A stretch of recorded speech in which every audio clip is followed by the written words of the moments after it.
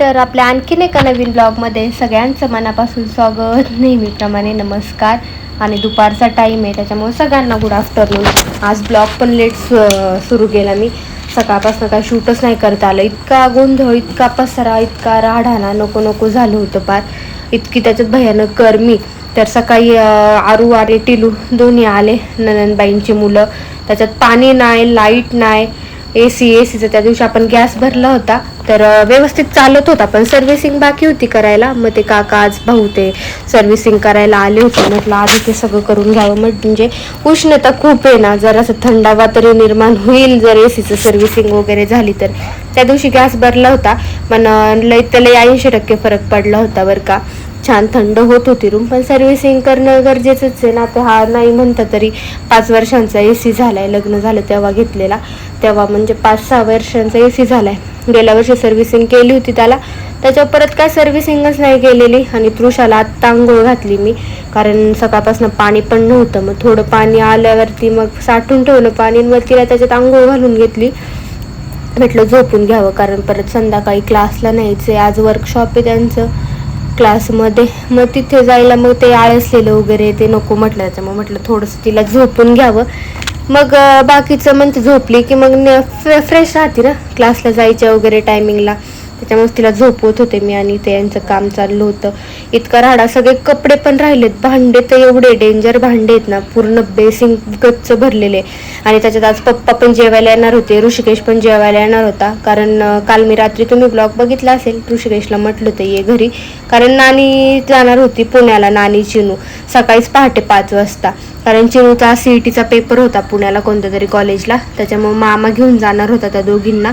त्याच्यामुळं घरी कोण नव्हतं स्वयंपाक वगैरे करायला. मग त्यांना म्हटलं होतं तुम्ही इकडेच आता, तिकडे येऊन नाही मी स्वयंपाक करत. तृषाला थापटून झोपवायचं ट्राय करत होते. ते मुद्दाम डोळे झाकून पडली होती, झोपत काय नव्हती ती. एसीची सर्व्हिसिंग पण मी फर्स्ट टाइम बघते, पण किती ते त्याला बॅग आहे बघा, ही पॅक करतायत आता ते भाऊती. ब्लॅक कलरचं कवर आहे, खाली असं लोंबतंय ते पाईपासारखं आहे, म्हणजे अजिबात थोडंसुद्धा पाणी खाली सांडणार नाही. टफ दिलेलं आहे खाली त्यांना, तर टफ घेतील ते. टफात ते पाणी पडणार, म्हणजे एक थेंबसुद्धा पाणी खाली सांडणार नाही. इतकं सगळं साफ करणार ते पाण्याने. आतमधले ते धूळ बसून ते चिखलसारखं निर्माण होतं ते बोलले, तिथं थर साठतो एकदम धुळीचा, चिखलचा. ते सगळं साफ करायचं असतं प्रेशर पाईपनी. ते सगळं किती सिस्टमॅटिक असतं, फर्स्ट टाइम बघितलं आहे मी सगळं.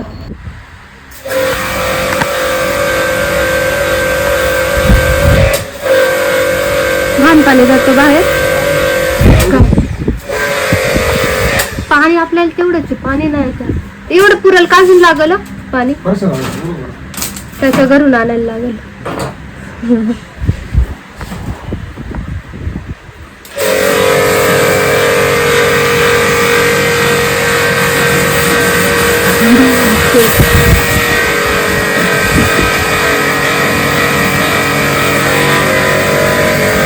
आणायला परसाला आवाज तर फक्त परसाला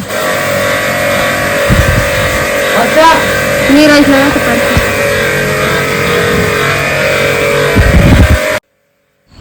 पाण्याच्या प्रेशर पाईपने त्यांनी सगळे पार्ट धुवून काढले तर एसीचे.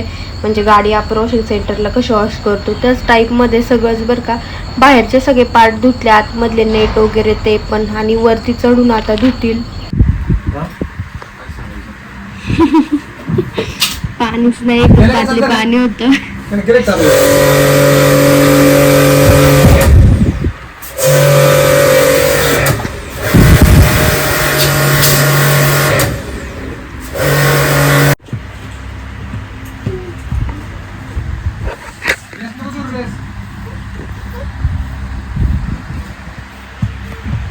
त्याला माती सारखं झालं नाही ते टफात सगळं पाणी असेल ना चिखलाचं. ते नेलं ते बाहेर गेलं ना पाणी. पाणी बाहेर पण गेलं ना, घाण पाणी.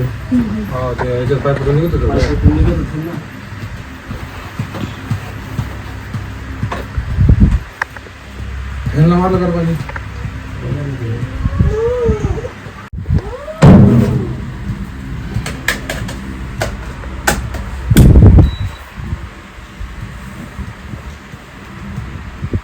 रिमोटची सेल आणा ना.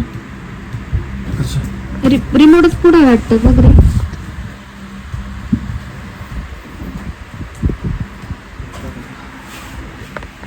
नाटकच येते ना. हिला किती वेळ थापटत होते मी एसीचं पूर्ण काम होईपर्यंत. इतकं छान कुलिंग होतंय ना, एकदम मस्त, एकदम थंड झालेलं गे. तरी हिला काय झोप आलेली नाहीये. आता इथे झालेली घाण हे सगळी आता मी क्लीन करून घेते. फरची वगैरे पुसायला लागेल. झाडून घेतलंय मी. थांबा ना 1 मिनिट. ते हा होता मला वाटलं पार्सल देऊन टाकताय काय. मी तिथंच ओतणार होते ते. फरची पुसून घेते. त्याला द्या आवाज त्याची बादली. बादली घेऊन रे. मी फरची पुसते आता. पाय पुसणं झाला. कपडे मशीनला लावते आधी. इथलचे सगळे कपडे लावले आता मी मशीनला. आणि भांडे तुम्हाला दाखवते. पूर्ण बेसिंग गच्च भरलेले भांड्यांनी. इकडे काय नाही, इकडे गॅस वगैरे सगळं स्वच्छ होतं. पण पाणीच नव्हतं त्याच्यामुळे भांडे घासणार कशाने. आत्ता म्हणलं पाणी आले तर मी म्हणले आधी तू भांडे घासून घे. ते जेवण करतायत. आणि तृषा फायनली गेली बेडवरती झोपायला. आणि ती सकाळपासून जेवलीच नाही. पाणी नाही, सगळी चिडचिड. एसीची पण जरा थोडी कुलिंग कमी होत होतं त्याच्यामुळे ते जेवलीच नाही. आत्ता जेवायला बसलेत. बिस्किट आणून द्या. मला भूक लागली. चपाती नाही.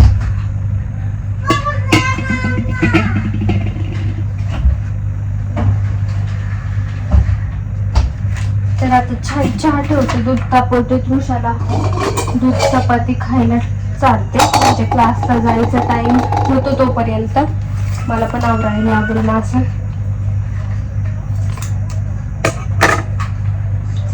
खाली का तू सांडले चुकून. पप्पाला म्हण बिस्किट घेऊन द्या मला मम्मीला.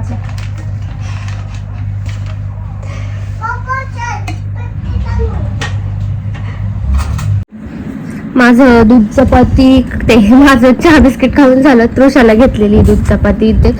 अजून क्लासला जायला अर्धा पाऊण तास टाइम आहे. म्हटलं तोपर्यंत खाऊन जरा असं थोडंफार जिरून जातं ना. त्याच्यामुळे म्हटलं आत्ताच चारून घेते तिला दूध चपाती. मग रेडी करते. तू मिक्स करते. चेक करते त्याच्यात काय येते का. फुल भरा. थंडच आहे ना पाणी. म्हणजे गरम नाही व्हायचं. गरम नाही ना होणार म्हणजे जास्त पाणी. आता तर किती गरमी. तर चला निघालोय आता क्लासला जायला. आवरलंय. गरमीच होतीये नुसती. मिलन गेलेले गाडीमध्ये पाणी घेऊन. तोपर्यंत गाडी गार करतो. बसलेत गाडी. तुला घ्या. गरम झाली असेल गाडी नुसती. तर चला जातो आता क्लासला. क्लासचं काही काल सारखं शूट नाही करणार मी. तासभराचा क्लास असतो. 1.5 तास. आज मेसेज चालतात की आज 2 तास म्हणून. बघू आता घरी आल्यावरती भेटू डायरेक्ट. उघडा राहा. क्लासमधलं काही शूट करणार नव्हते मी. पण थोडा टाइम होता. आपण थोडा आज लवकर गेलेलो. आणि काय होतं येणं जाणं सोपं नाही आहे. 12 किलोमीटर जायचं यायचं 1 तासात लगेच. त्याच्यामुळे मी तिथेच थांबते क्लास सुटेपर्यंत 1 तास. त्यांना विचारले सरांना. ते ओळखीचे आहेत त्याच्यामुळे एवढं काही नाही. थांबा म्हणते मी. क्लासमध्येच बसलेली असते मी तृषाचं सगळं क्लास होईपर्यंत.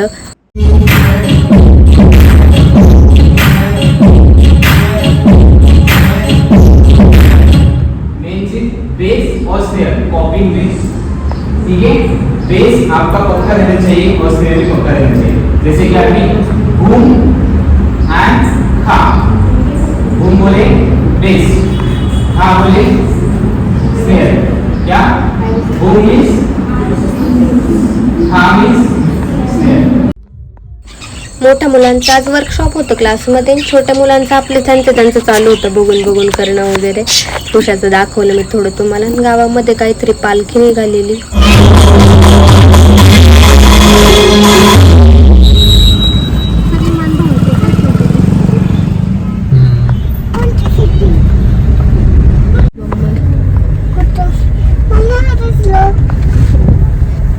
तिकडे गेली तृषा. अगं बाहेर कशाला जाते. रेडी व्हायचे. तर आता आम्ही घरी आलो तृषाला घेऊन क्लासवरून. आणि आवरलंय पुन्हा. मी पण साडी काढली घालायला. एका ठिकाणी जेवायला जायचंय. तिकडचं काय मी शूट करणार नाही. तिकडनं आल्यावरती मग भेटते मी तुम्हाला पुढं. काय दाखवून येते? कपडे कोणाला दाखवती? आनंद नाही, ती गावाला गेलीये. तर असं जेवायला जायचं एका ठिकाणी. तिकडनं आल्यावरती मग बघू. हो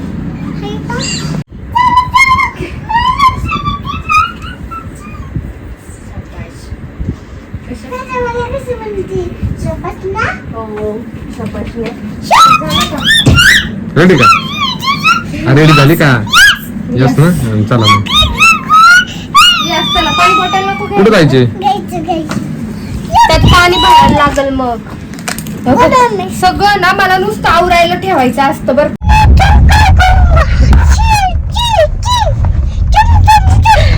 बडबड बडबड बडबड.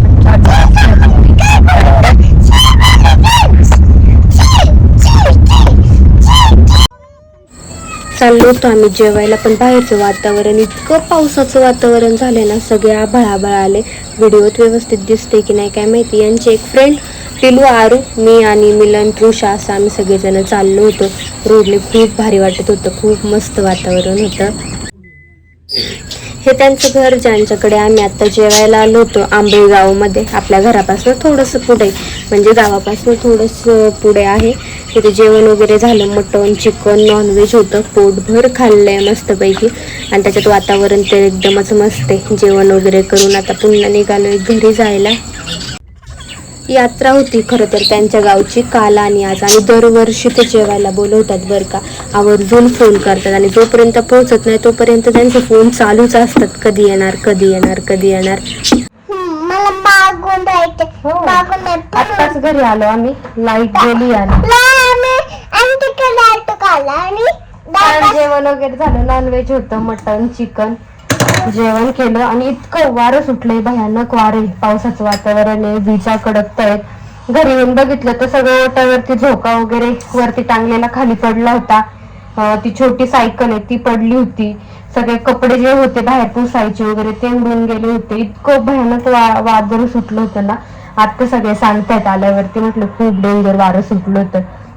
घरी आलो, म्हटलं तृषाला हेअर ऑइल वगैरे लावून घेते. आजचा असा काहीसा दिवस होता. खूप छान. इतका मातीचा वास येतोय.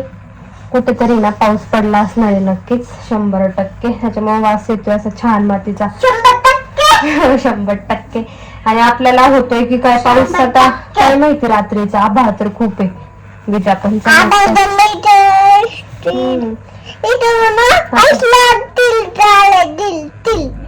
आली लाईट. लाईट गेलीच होती, आली नशीब. हो की नाही. लाईट आलं कसं करायचं असतं, असा बप्पा करायचा असतो. कसं बाप्पा. हो. लाईट बप्पा असतो. हे बाप्पा आहे का? हे सगळं बप्पा आहे. सगळं का?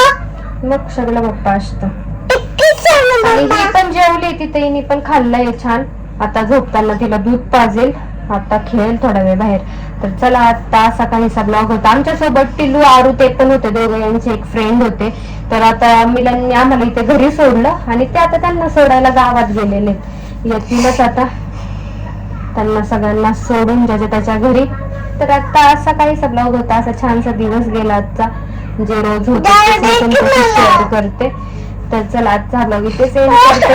असे छान छान फॅमिली ब्लॉग घेऊन भेटूयात उद्या पुढच्या ब्लॉग मध्ये. तोपर्यंत सगळ्यांना बाय. Good night. बाय. आले तर मी बाहेर करू ना.